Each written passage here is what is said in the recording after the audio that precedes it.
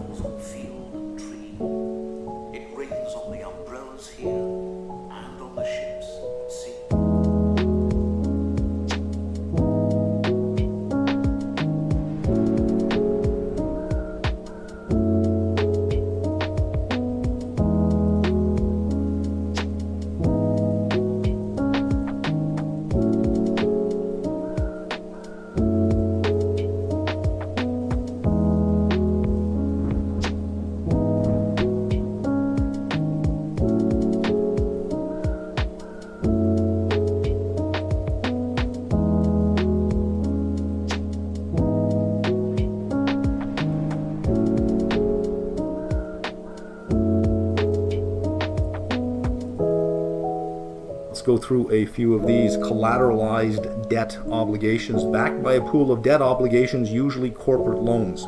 So a bank makes a loan to a company. It has a big enough book of bank loans and it decides to move it off its balance sheet. It securitizes it into a collateralized debt obligation. These are companies that aren't floating bonds. Otherwise, you can gain exposure to them just in the bond market.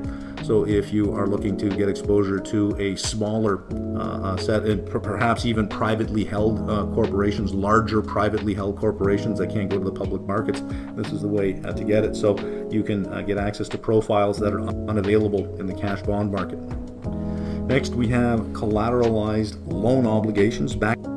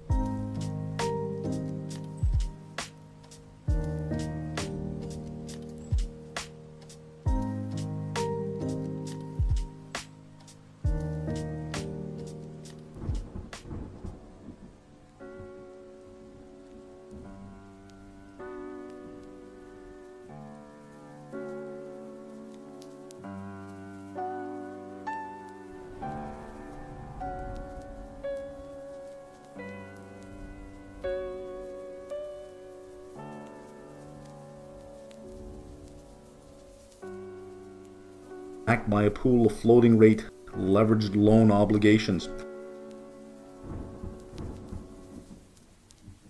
Howdy, stranger.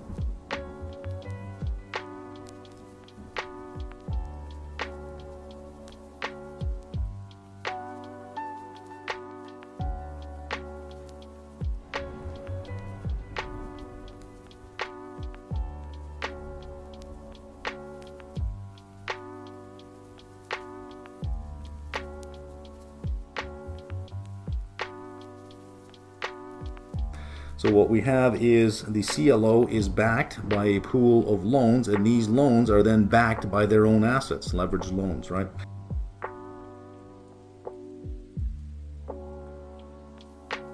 You're so Just crazy. About you.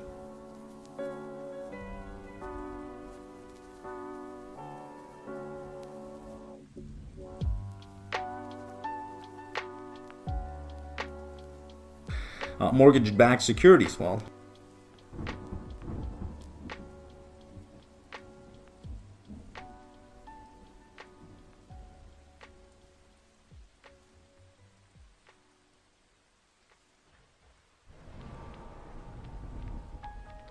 there's a leveraged loan right there, backed.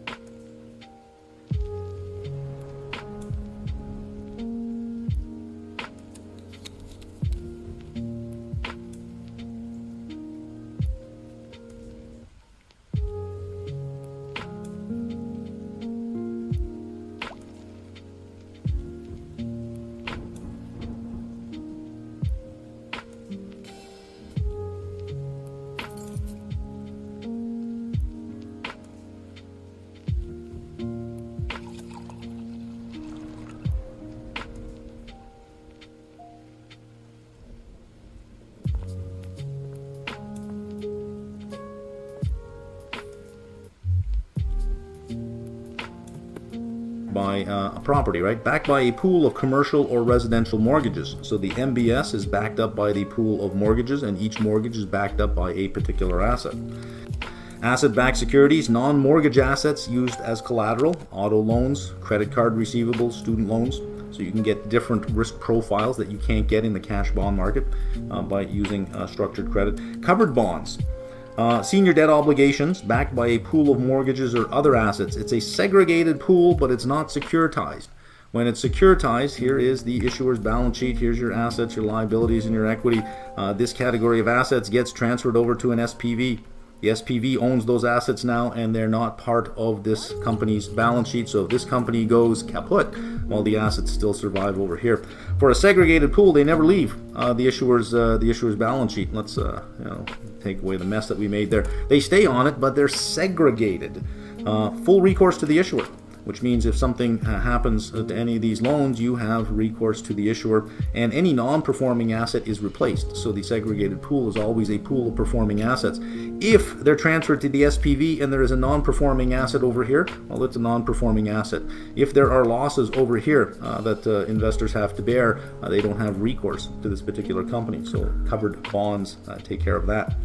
LOSK. This seemed more like an afterthought. I don't know how testable LOSK is. I looked at it and I thought, if I were going to devise an exam question on this, how would I do it?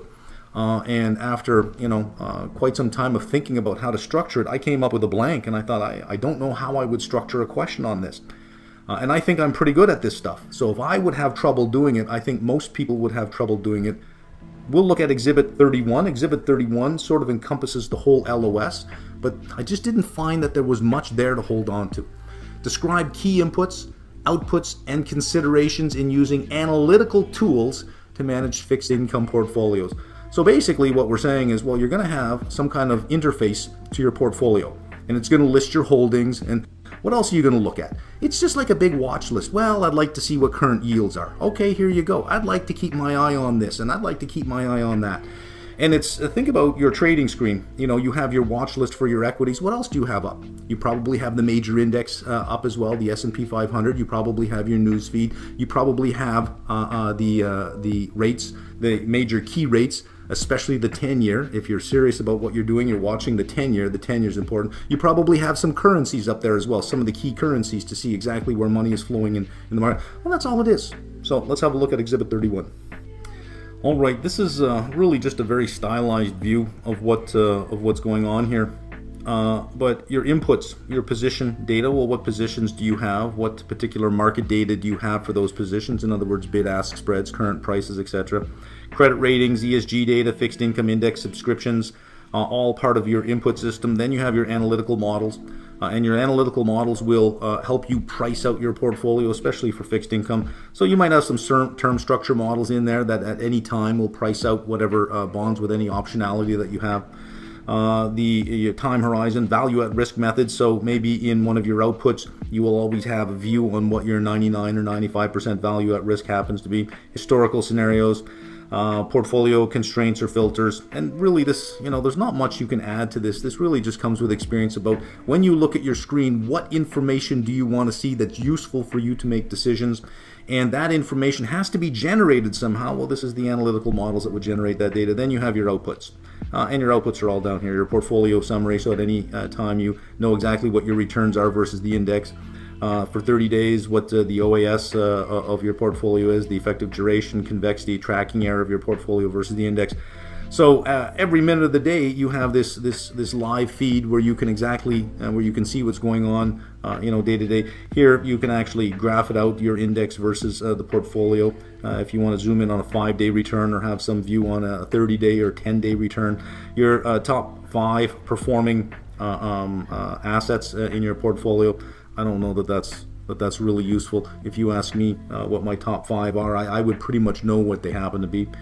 The currency exposures that you have. But then again, I guess if I have 800 securities in my portfolio and you say, what are the top 5? That's a good question. Okay, well, here it is. I just have to look now. Currencies, the major currencies you have exposure to, the weighting in your portfolio versus the index. And of course, this changes. This will change because it's a currency. Every time a portfolio changes and a currency changes, The amount that it represents in your portfolio will change, as it will with the index. So these, are not just static numbers. The different ratings you have exposure to, the percentage that your portfolio holds versus the index, and then same here with segments. It just gives you a very high-level view of what you have. And depending on who you are and what you do, you may find different outputs more suitable for you. So if you have ever done any trading, even just think about equity trading and think about what you have on your screen when you're looking. What information do you want available to you? You got your watch list, you got all the most recent prices. You probably have a graph of your portfolio performance versus whatever index that you want. I use the S&P 500, even though I don't benchmark it. I use it because, well, look, I still got to outperform it. Otherwise, I would have been better off just buying that, right? That's all it is. That's all this is. I couldn't find much value out of this. If I had to write an exam question on this with a gun to my head, sure, I could probably get something, but it would be pathetic. I can't figure out how I would turn this into an exam question.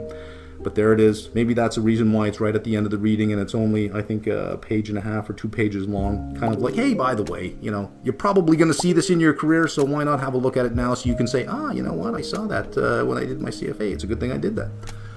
Anyways, look, this wraps this reading up.